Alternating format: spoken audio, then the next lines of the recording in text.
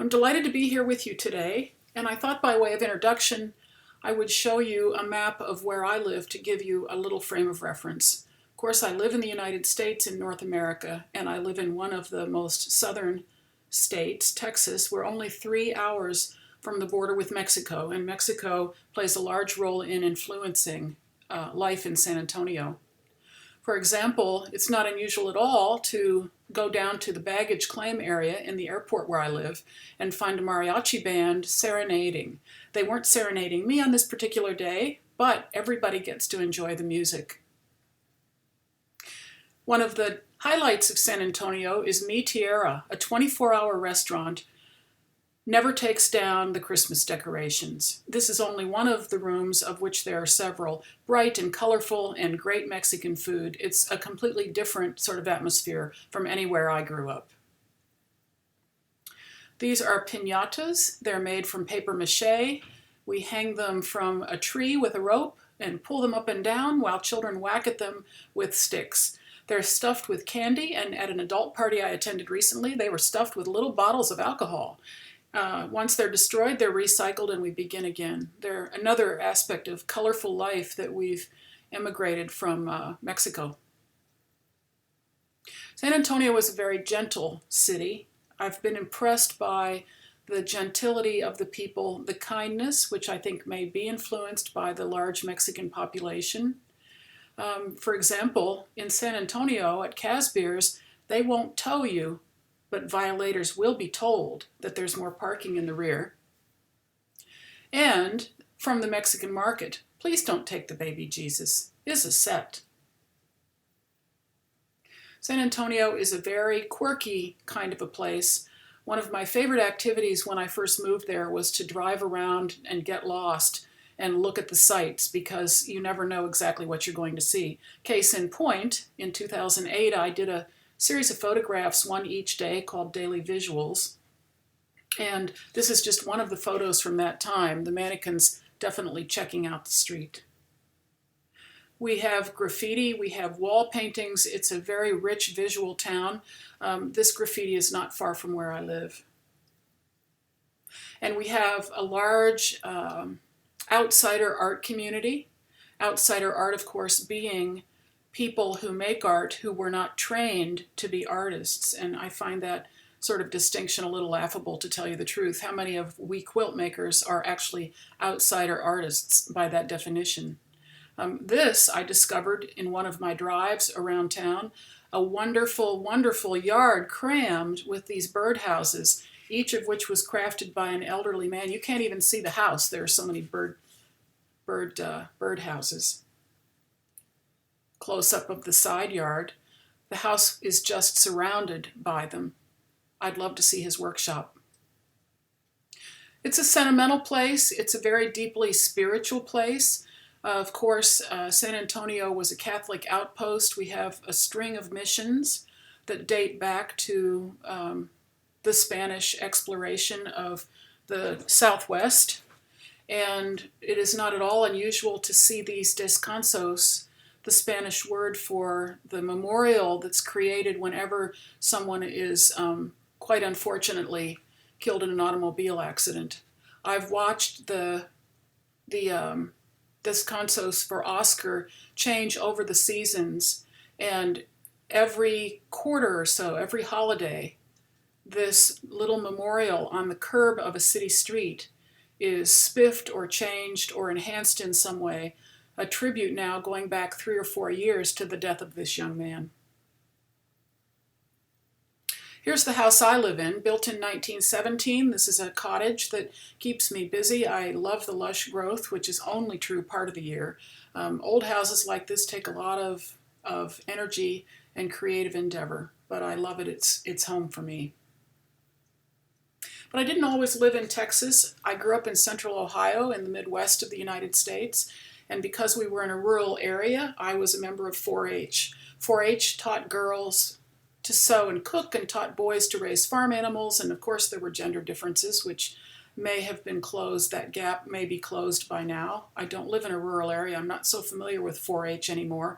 But here I am at the tender age of 12 at the state fair, where I won an award for some sort of a table decoration that I did. Fast forward into my early university years, I spent 6 months teaching English as a second language in Ghana in West Africa. And this was a mind-blowing experience for me. Having grown up in the Midwest of the US, which is very green and very flat, it was incredibly and visually amazingly rich to be in this jungle environment and to deal with these young men to whom I was teaching English.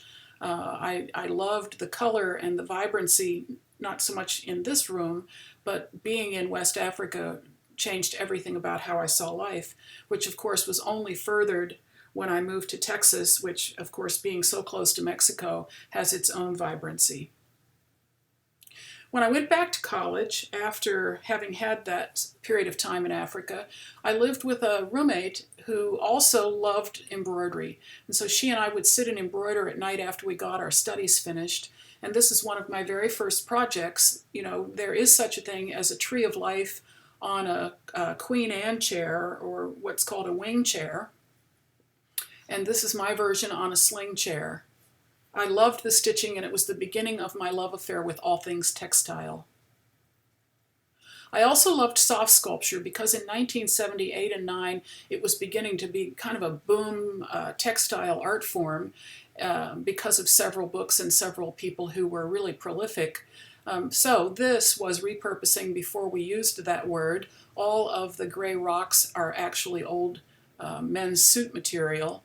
And this was a tribute to the lush environment that I moved into when I moved to South Texas. I became an artist in residence at a place called the Southwest Craft Center, and I was very fortunate. It wasn't a paid position. I helped manage the classes. I met some wonderful, famous, and very influential textile people in that era, the 70s and 80s, and I was determined to perfect my own skills. I was a crappy seamstress. In high school, I got a D for stapling a zipper into my home ec skirt, but I was determined to perfect at least enough skills to be able to put pieces together and create quilts. This is the very first quilt, maybe not the first, but one of the earliest quilts I ever made. I made it for a competition where family was the theme, and this was, of course, my family tree. And I was using the soft sculpture faces, of which I was so fond, and some mixed media decorations, and then entirely hand quilted.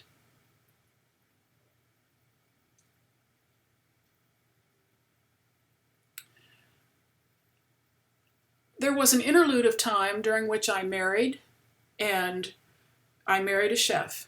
We had a restaurant, eventually, of our own. Was quite successful. It was called Zinfandeli's. Our daughter was born, and then unfortunately life came a little bit unglued. The bottom fell out of the oil industry in Texas, and it is one of our most dominant industries. It still is.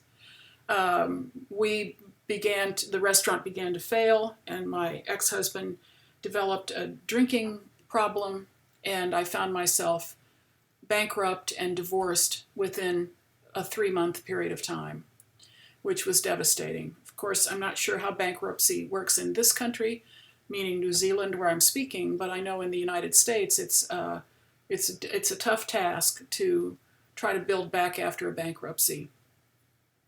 I sat on the shower floor at that point in my life with the water pouring over me, thinking that nothing had worked according to my plan. I was bankrupt, I was divorced, I had a 2-year-old, I had been trying to live my life according to how other people thought I ought to live it, and it obviously was not working. I needed a new strategy. I set out at that point to figure out what I loved and to pursue what I loved, because there was a book called What Color Is Your Parachute? And in that book, the basic premise was that you should figure out what you're really good at doing and go after that, and there is a huge potential that that could actually work for you. I had no other strategy. I had no real skills except to wait tables. So I just decided at that point in time I was going to think about what I loved and pursue it. So I took myself back down to the Southwest Craft Center, where I had been an artist in residence for a while, and I started bugging the director there to establish a surface design studio. I went to him every week for 3 months, checking in. Hey, have you thought about it? Hey, have you thought about it? Hey, are you ready to go that route yet? And I think finally he was so sick of listening to me, he said, yeah, okay, fine. You take those 2 rooms upstairs across the courtyard, and you should have classes ready to go there by June 1st, which is when the new semester begins. I left there elated, got busy, and when the new semester started, so did my classes. I didn't have any really fine skills, to tell you the truth. I was self-taught in everything except psychology and religion. This was not a school where psychology and religion would be the topics in an overt way, although I have come to believe that they were topics in a covert, less obvious way. So I set out to teach what I could figure out really fast. I could figure out stamping. I could do a class where we wired lamps, where we worked with paper collage. I could do certain kinds of things without having too much practice, so that's where my class repertoire began. This is a paste paper piece, and this piece is a sort of collage sewn together on the sewing machine, even though it is some paper pieces. And this was one of the very first attempts of mine to learn how to do a solvent transfer, which of course uses a variety of different kinds of solvents. Wintergreen oil or Citrusolve would be an example, to make the transfers of the black and white image onto the silk fabric, which was then applied to this surface. This piece is called She Would Have Done Anything to Avoid Commitment. And I won't comment on whether it is a personal autobiographical piece. I loved working with the paper and with found objects, and I loved the photo transfer processes, and so I launched into a series of small one-of-a-kind art books. This one's based on a poem that I learned as a child, and the pictures support the poem. The poem goes like this. I had a little tea party this afternoon at 3. 'Twas very small, 3 guests in all, just I, myself, and me. Myself ate up the sandwiches, while I drank up the tea. 'Twas also I who ate the pie, and passed the cake to me. I think whenever an artist sticks with a particular form or process for a period of time, they're bound to become more sophisticated in their use of their materials and of the process itself. And I did all of those paper pieces, and those paper pieces, which were more homespun in a sense, evolved into 2 pieces that were much more sophisticated. This is quite a large piece. It's 60 inches square, and I forgot to check and see what that translates into for centimeters, but it is entirely made from 3 materials: interfacing, clear transparencies that have been run through a photocopier, and then some art papers like origami paper. I cut out all of the diamonds and assembled the quilt-like piece, not really a quilt, but the quilt-like piece. This is called the tumbling blocks pattern, and all of the diamonds were printed with a variety of clip art images and patterning from clip art books, and then stitched together on the sewing machine. When you see the clear color, that's a clear transparency that has the printing on it with an underlay of hand-painted paper behind. There was another piece in that particular series. This is the piece called Ode to Hildegard von Bingen, who was a 13th century or 12th century Christian mystic. And these papers, which were cut into strips and assembled in the log cabin, were all papers that either were patterns from various cultures or elements of the human body or some element that had sort of a spiritual tone. And this, again, was quite a large piece. Sewn on the sewing machine and then hand-tied with thread and beads in order to qualify as a quilt. It was included in a Quilt National, and I don't really remember which year this was. In addition to the paper pieces that I was exploring, I was very taken by clothing. And I was taken by very simple clothing shapes. And so on the left, you see this ethnic jacket that was in an exhibition I saw in a San Antonio's Natural History Museum.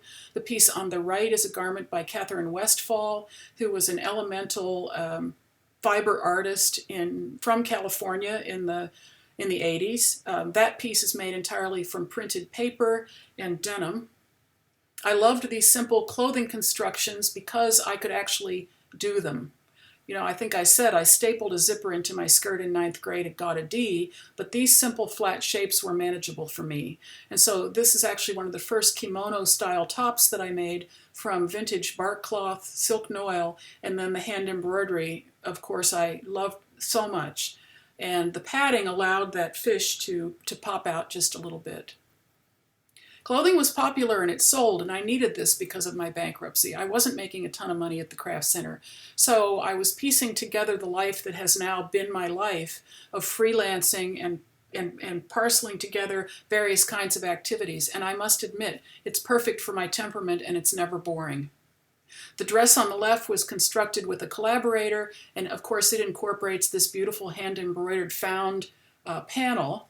And on the right is a design that I created myself with vintage linens. And I was still working with soft sculpture at this point, but I wasn't incorporating faces any longer. Instead, I was making objects that could be embellishments.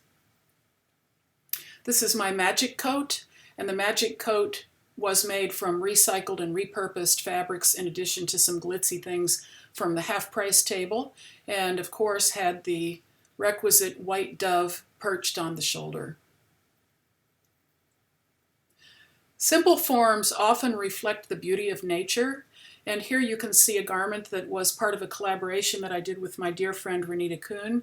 She crafted all the garments because she's a consummate seamstress. I made the fabrics because that's what I started to be good at. I was finally good at something and not just a Jane of all trades. And you can see how much this garment mimics the flow of the natural pine bough on the left. As I said, I had realized that in order to pursue a career and really turn it into something, I was the sole support for my daughter. It was really important that I figure this out. I made the determination that I should become good at something that I loved and put some of the other things that were fun to the side until I could consider myself a master. So surface design became my goal. Mastery over surface design, and that of course included a variety of techniques, fiber reactive dyeing, creating tools like rubber stamps, learning how to create silk screens, and I don't mean making silk screens from clip art. At some point it dawned on me that the only way I would ever really feel a sense of ownership for my work was when I screwed up the courage to begin drawing my own designs and creating my own patterns. And so this is an early example of a cut paper design. I cut black paper in order to create the designs for my silk screens because although I had been told I couldn't draw, no one had ever told me I couldn't cut. I spent long hours perfecting my skills, sometimes with Zena tucked in to the studio on the couch, fast asleep in the evening while I practiced silkscreen printing. Foiling was another addition to the toolbox. In this case, we're using a cellophane plastic sort of a foiling. Later, I switched over to composition gold leaf because as my work improved, so did my desire for the materials to do justice to the processes and the time. At about this time, I'd been teaching for quite a few years, quite a few semesters, maybe not so many years, and I was the perfectionist, the control freak in me, which it took me a long time to deny, but I finally had to admit it, hated it that I would sit at home and type up notes for my students and photocopy them and give them to my students over the course of a 10-week complex cloth class, and never would they keep all the notes in one place. So I started binding the notes, having them bound at an office supply, and selling sets of notes to my students. Well, fast forward to the Houston Quilt Festival in '95. I was walking down an underground hallway. If you've ever been there, you know it's a cavernous space with long hallways, and a woman was coming toward me. I did not know her. She walked up to me and she had a set of my notes. And she asked me if I was Jane Dunnewold. Of course I said I was. And she said, well, a student of yours sent this to us and we would like to publish it as a book, so I've been looking for you. I couldn't believe my ears. I couldn't believe my eyes. She said, would you be interested in that? I couldn't even think. She said, here's my card. I'll call you next week so that we can plan when you can come to Washington to work on the manuscript and do the photo shoot. And she walked away down the hall. I stood there floored. And I think for one of the few times in my adult life, because I did grow up in the Midwest, and they do call us the frozen chosen, I jumped up and down with glee, with complete abandonment, with an amazing joy that anything like this could be happening to me on the heels of that bankruptcy just a few years earlier. And that's how Complex Cloth was born. I wanted every part I did to be my own. I've said that. And so I worked to develop designs. I worked to perfect technique. And I worked to perfect this idea of layering.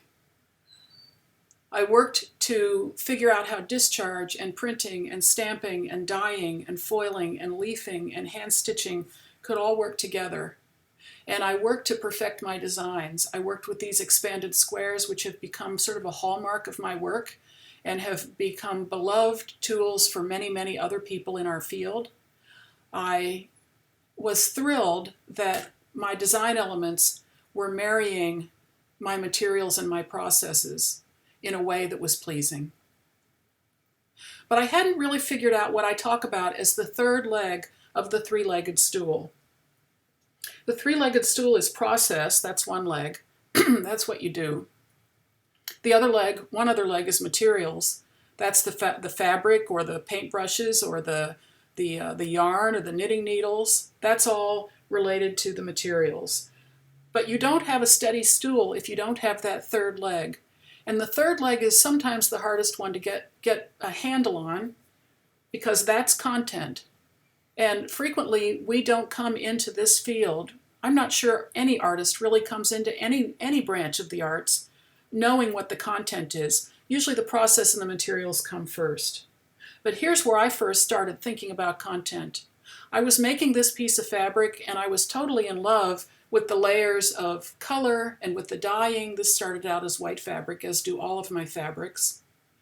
And then I had these wonderful expanded square designs, and I started to add the gold leaf and foil to the surface, and I loved it. Did I think about what it meant? I didn't, until the day I found out that my very first boyfriend, the first love of my life, had been murdered and thrown from a bridge in Columbus, Ohio. This was devastating. When I went back to the studio to work, there was nothing to be done. He'd been missing for 3 years, and all they did was find his remains. We had been out of touch since high school. There was nothing to be done, but there was still a grief process engaging. Concurrently, I was invited to participate in a faculty show at the Southwest Craft Center. This piece of fabric was in process on the work table, and it evolved into this piece.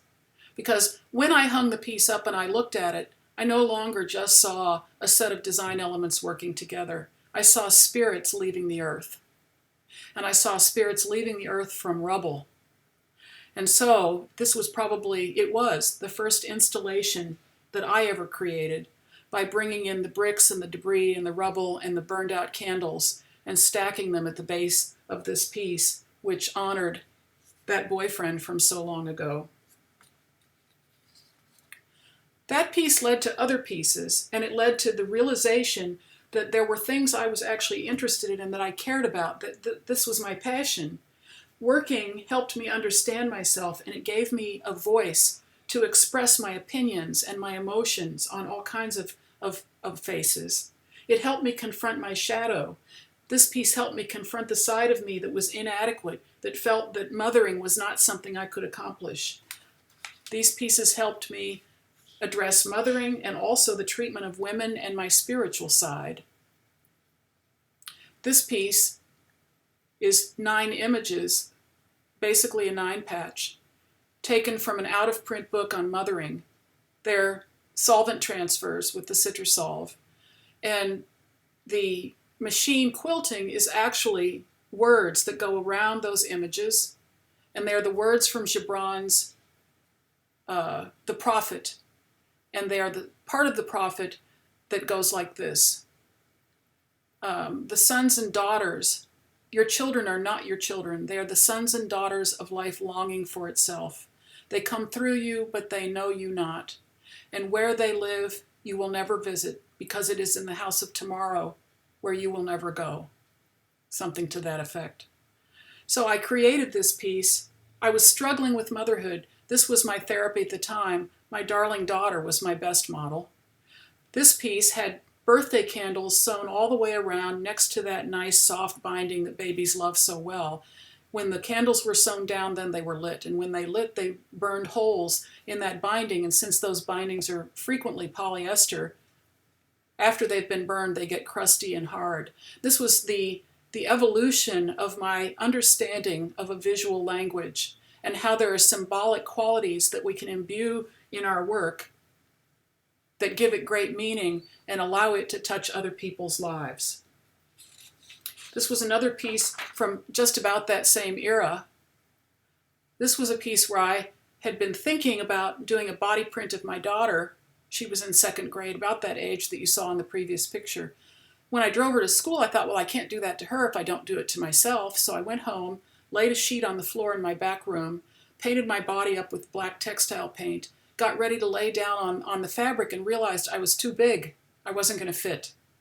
So I had to curl myself up a little in order to make this print. And when I got up, I won't even tell you what happened in the shower. Black paint went everywhere when the water hit me. But when I looked at the print later hanging on my design wall, after I had also done a print of my daughter where her print looked victorious with her hands over her head, kind of a victory lap, mine looked so fearful. And I thought, this is what culture can do to us. And I used to think only women, and this is a distinctly women-based female piece, but I know now that this can happen to anyone. This can happen to any human being. In this particular instance, after I did the body print, I added the border of photocopied rocks. Then I used the machine to quilt the words into the surface that are the horrible, horrible words that the English language has that are used to betray or denigrate women. You can read them for yourselves. I added sticks which were tied to the surface and stones which were glued to the surface. And of course around the outside there is the little ditty that we learned, at least I learned as a kid. Sticks and stones may break my bones, but words will never hurt me. Another piece on motherhood, this time the Madonna, another photo transfer on silk. The version on the left wasn't cutting it for me. This was a great opportunity to harness my energy and rebuke my fear and jump in with the paintbrush. So I used dye to hand color the piece to add that rich redness which just seemed so appropriate. And you can see on the right what the final outcome of that was. Much more successful visually. So this was the beginning of a lifelong use of making to work out my own ideas and find evidence of meaning worth sharing with others. It allowed me to witness to the power of art to affect not only the life of the artist, but also the lives of the viewers. But I was a full-time instructor while I was making those pieces, and art cloth as a concept was being well received. Started as complex cloth, but then, with the help of my friend Marie-Therese Wisniewski in Australia, we began to craft the language slightly differently. Art cloth became what we were doing because it had a broader sort of an orientation. Cloth could be art as it was, and it didn't have to be anything. That was one of the most important points. I developed a mastery program that spurred interest in this, and here you see the results of a year's worth of work for 10 people who brought all their samples, all of which were created according to a set of instructions that I gave them, and yet each of their pieces was quite different and reflected them more than it reflected me, which was my fear. We don't want work to look like us when we're good teachers. We want work to look like the person who made the work. Art cloth was such a well-received idea that there were numerous shows around the world at the time which were specifically art cloth exhibitions, and this continues even now, but these were a few of the early shows. This show was at the Minnesota Textile Center, and represented, I think, 30 artists from all over the world. This was an exhibition at the Houston Quilt Festival at about that same time. And I, of course, mentioned my friend Marie-Therese. Here is a picture of us, the organizers with me, of an art cloth symposium, which was held in 2008 while I was in Australia, with a gorgeous length of fabric example right there behind us. I then traveled a couple of years later to Munich, Germany, where I was fortunate to have a one-person exhibition, all of which was art cloth in a gorgeous space in Munich. And things were changing at home. There was a studio transition. There was increasing pressure on me at the Craft Center to become more of an administrator, and it's not my cup of tea. Art cloth as a concept was burgeoning. I wanted to dedicate myself to it. I quit the Craft Center, not really knowing what would happen, hoping that it was true, that when one door closed, some window somewhere would open. And I happened onto the Beacon Hill Presbyterian Church, an older church with a huge education building that was falling into disuse. For 10 years, I rented the top floor of their education building. I outfitted it completely myself, and this was where my classes happened for that 10 years. And this is where the mastery program was offered 3 times a year. 3 different groups coming 3 times a year for the duration of that time. It gave me more of a chance to pursue my personal work, and I developed a real interest in figuring out what it meant to work in a series. I had pretty much figured out the content part. I was always looking for content. One of the areas of content that I loved and wanted to work with was the verses, the 81 brief verses of the Tao Te Ching, which is an ancient Chinese text. And so these couple of pieces came from that desire to work with the Tao, and there were 14 pieces. This is verse number 11. We join spokes together in a wheel, but it is the center hole that makes the wagon move. We shape clay into a pot, but it is the emptiness inside that holds whatever we want. We hammer wood for a house, but it is the inner space that makes it livable. We work with being, but non-being is what we use. Another piece from that series, referring to the fact that according to the Tao, you can go up the ladder or be coming down the ladder, but in neither direction are you really steady. Your feet need to be firmly on the ground. This show was set to open in a gallery in Santa Fe, New Mexico on the 13th of September in 2001. On September 11th in 2001, the trade towers fell. I was shattered. We were all shattered, and I was even more shattered and fearful to think of leaving my young daughter to go to Santa Fe for this opening, not having any idea what the next few days held for our country. But a friend said to me, you have to go, you must go.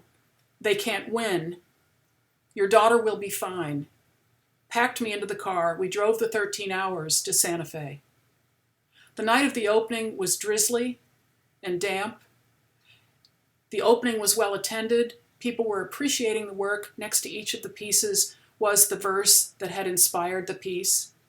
And just at dusk, we noticed, because the front door was open to the gallery and the warm air was wafting into the gallery, we noticed pilgrims coming back from a prayer vigil for those lost when the towers fell, each of them holding a lit candle, and each of them singing softly, "We shall overcome."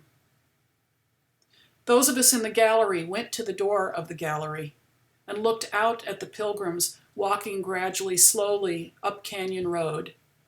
And as we were watching them in the drizzle, just in the fading light, we were all overwhelmed and amazed when a rainbow appeared in the sky above where the pilgrims were walking. We were all transfixed. It was one of the most powerful moments of my life, let alone my career. I was so moved by that experience. I was moved by the fact that my work, according to the comments of the evening, had brought comfort to all of us who were grieving. The desire to work with meaning was intensified for me, and it has been a key component of my work ever since.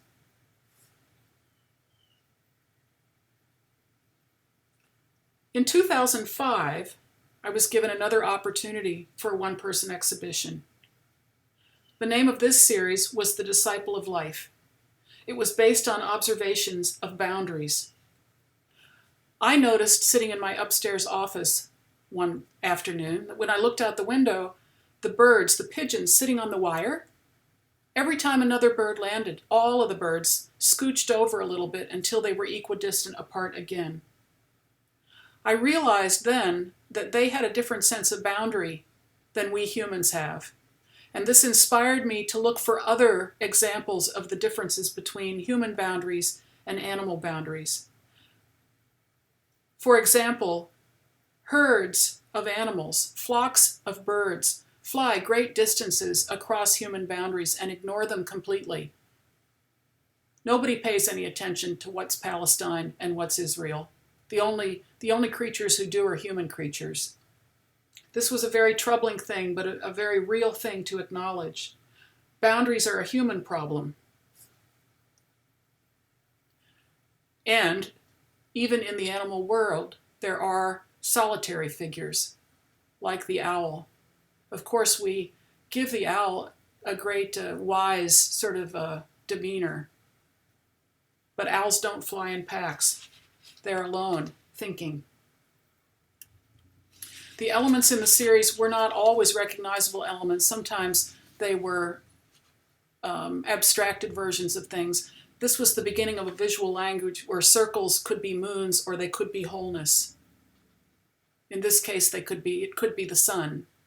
And fish were another example of animals who swim in very tight configurations with each other when they swim in schools of fish, and yet they never knock each other over or bump each other down.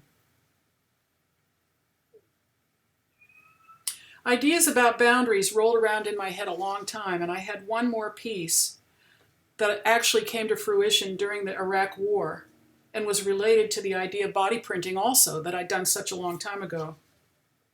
So here we are painting up some children, Linda's children, and printing them on a Sunday afternoon. I needed live models and I needed kids.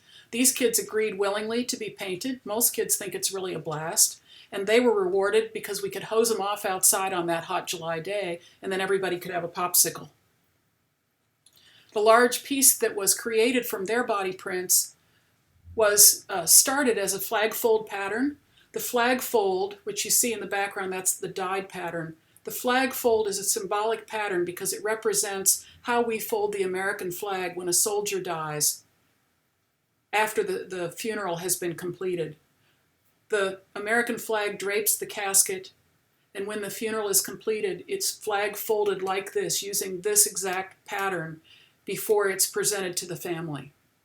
I started using the flag fold in the pieces that I was dyeing when the war in Iraq began, and I used the flag fold until the war in Iraq started to wind down. I'm not sure I can even say with a clear conscience that it ended.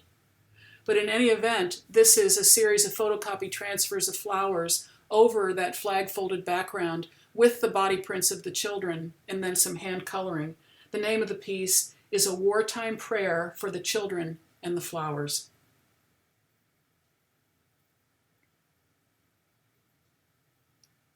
In 2008, I was thrilled to be invited to go to Australia to teach in several locations over a period of 8 weeks. It was a phenomenal experience, and one of the absolute best things didn't even have anything to do with the people. It had to do with the Perth Natural History Museum. I had been exposed, was just discovering spoonflower.com, which is a print-on-demand fabric site.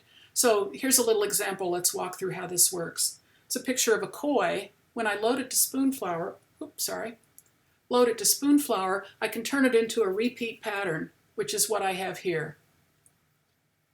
I can order that as yardage and adjust it slightly in order to make it exactly the way I want it to look, which I did. I get the fabric in the mail pretty quickly, and then I continue to work into it. So in this case, this was a commission. I dyed the piece of fabric to knock back some of the color, and I added the large stencils of the carp, or in this case, the koi. I also started to take pictures of leaves and flowers and cut them all apart and then piece them back together. And one of the most brilliant things about the Perth Museum was these amazing photographs I could take where, because of the eeriness of the light and the glass and the reflection, it looked as though the animals were disappearing into the glass case. I loaded these up to spoonflower, got them back and dyed them, and put them into these new configurations that became my Sacred Planet series. So in this case, you see a picture of a dahlia that's been put onto the fabric, and you can also see, probably better up close, the tiger from that original photograph. This was another picture from the Perth Museum, and this is the piece that evolved from that photograph. You can see the repeat pattern of the elephant on the right, put together with sumac and smoke plant. After I assembled the panels, I did some additional printing.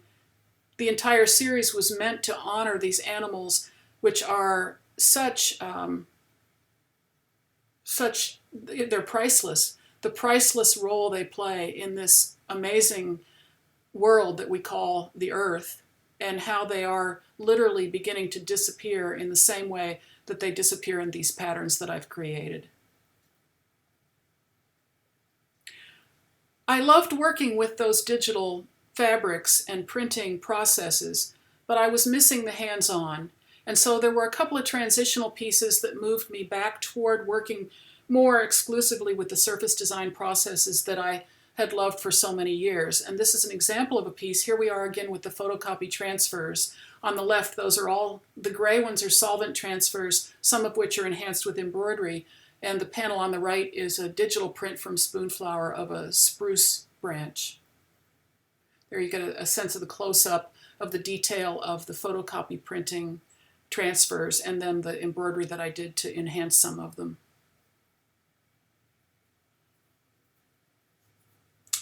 As I said, I missed the hands-on of dyeing and printing. So an invitation to produce a large exhibition in 2010 was thrilling. This was the beginning of the Etude series. In the end, there were 48 pieces, and they were all about distilling what I knew. So the palette stayed, for 90% of the pieces, gray and black and white, achromatic, meaning no color. I incorporated found objects like the doilies and like the pattern pieces. I used printed imagery, some of which I'd used in other places before.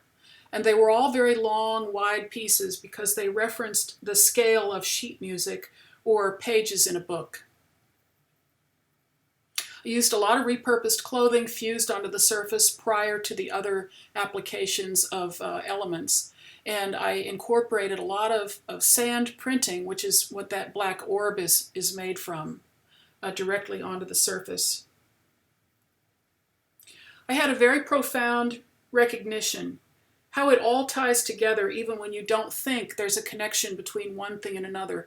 In this case, here were these techniques like the solvent transfers that were coming back again. Here was a repurposing of clothing that had been there before. Here was a use of screens, some of which I hadn't touched for 6 or 7 or 8 years. And so the repertoire was a very comforting sort of a repertoire, and the excitement came from reworking the imagery. Here were the birds on the wire, but this time done at a much smaller scale over these fused pages of music and in sand.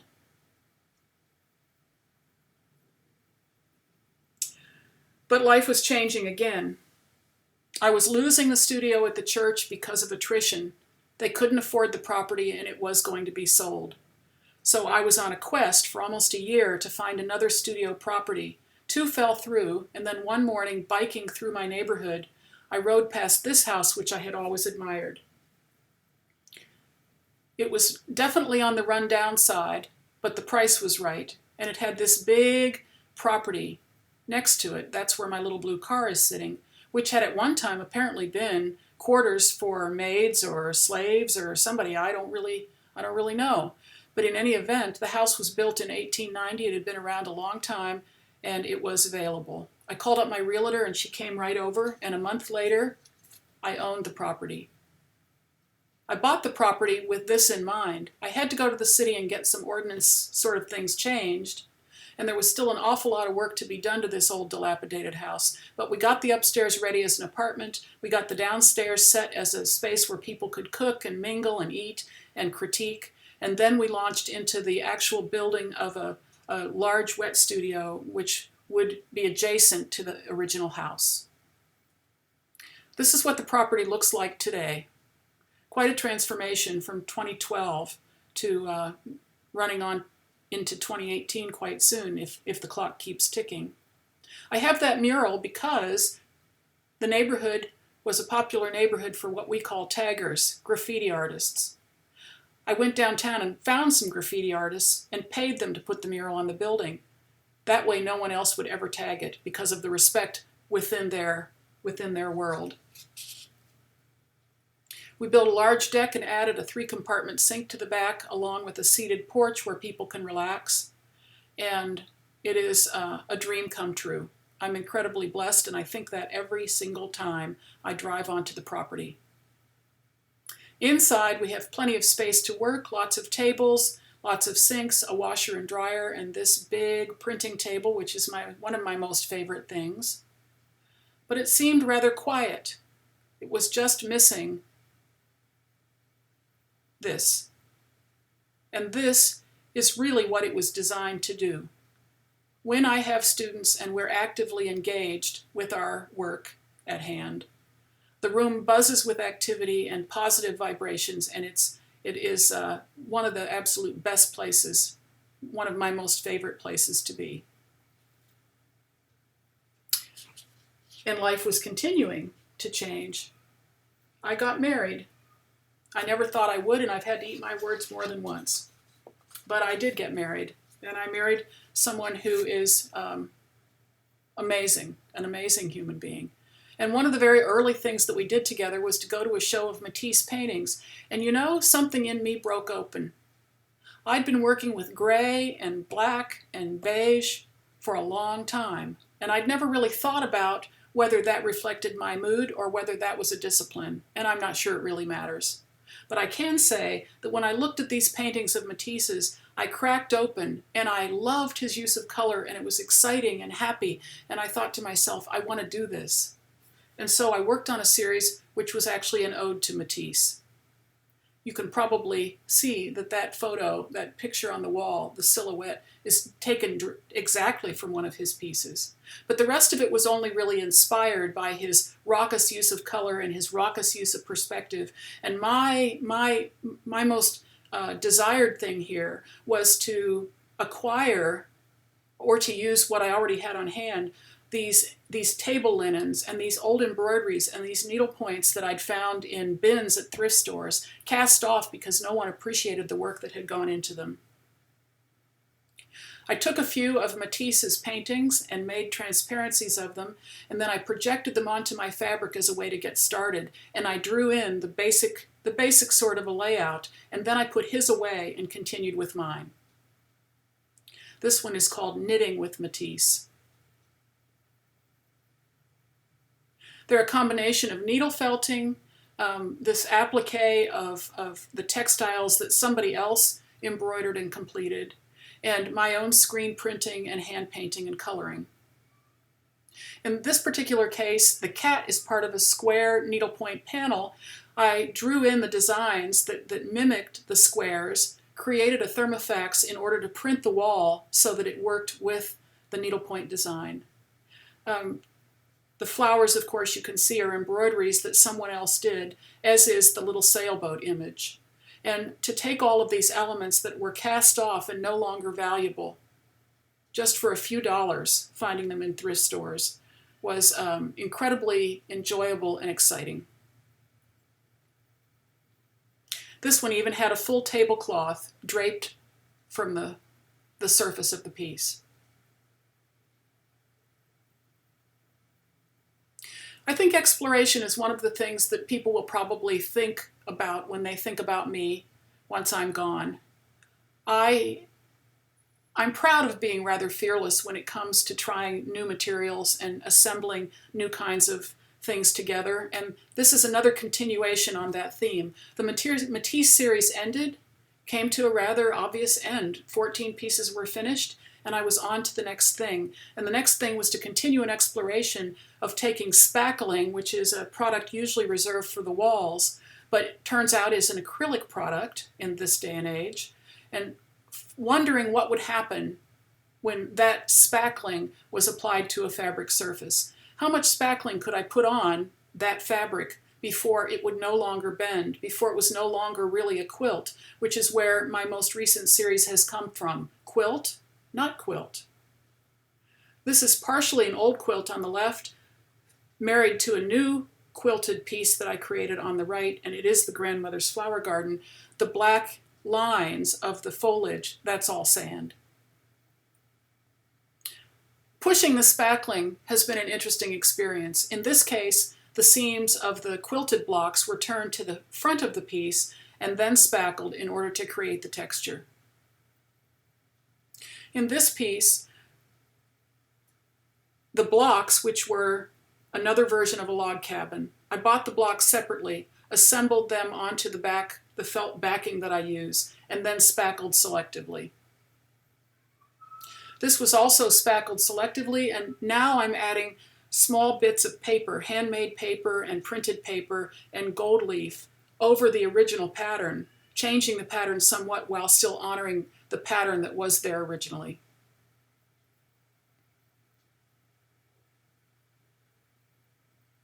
When I buy the blocks individually, I can assemble them in whatever sort of configuration I would like to try. So in this particular piece, we have a 9-patch at the top, and we have log cabin blocks at the bottom. And when the spackling is applied, they blend into each other. This piece is entitled Uneasy Transition. I think artists, all artists, think about what they're doing and what they could do differently the next time. For me, the gradual awakening was that maybe I could just apply gold leaf to the entire set of blocks. Maybe I could do that before the spackling. Maybe I could put the spackling down first. And so it began another round of explorations and playtime. And this is the result of that playtime and exploration. This is a quilt top that was completed, so it's not just the blocks, but it's called the snowball pattern. And I'll walk you through the process here in a minute. What I love about some of these pieces is that you can still see the seams, you can still see the underlying pattern that was there, but the colors that were in the original blocks have been completely transformed, and the surface itself has been completely transformed. So here's how it starts.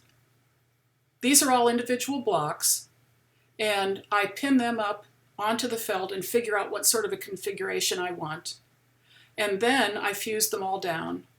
After I fuse everything, I gold leaf, and then I add the spackling, and then I add layers of paint using thermofax screens, and this is the end result. From this to this. Another example. We have here, let's see, 1, 2, 3, 4, 5, 6, about 7 different patterns in this one, which is the beauty of buying lots, meaning groups of blocks on eBay. I can buy a group of blocks or a lot and have all kinds of patterns, which makes it even more fun to play. Here I am after I have fused the quilt blocks down to the felt surface. Next, I put fusible across the surface and I start very painstakingly adding squares of gold leaf until the whole surface is covered. I put down the parchment paper, I iron over it, the leaf sticks to the Misty Fuse, which is my fusible of choice. It's a time-consuming process, but it's a meditation. I take it outside on the deck and use a stiff brush to brush away the gold where it hasn't attached to the Misty Fuse. And then I take it back to the table and add the skim coat of spackling across the surface. Next comes the application of paper pieces that are cut to fit, and then the endless layers, sometimes 12 layers, of very sheer various colors of paint in order to build up the dynamic of the color play and the interaction on the surface.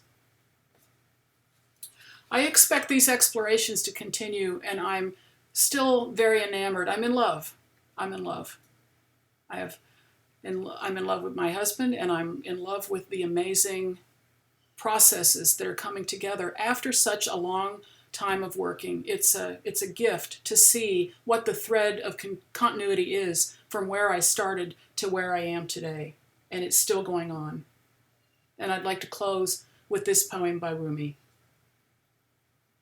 With the merchant close by, a magician measures out 500 ells of linen moonlight. It takes all his money, but the merchant buys the lot. Suddenly there's no linen, and of course there's no money, which was his life spent wrongly and yours. Say, save me, thou one, from witches who tie knots and blow on them. They're tying them again, and prayers are not enough. You must do something. 3 companions for you. Number 1, what you own. He won't even leave the house for some danger you might be in. He stays inside. Number 2, your good friend. He at least comes to the funeral. He stands and talks at the gravesite, no further. The 3rd companion, what you do, your work, goes down into death to be there with you, to help. Take deep refuge with that companion beforehand. Thank you.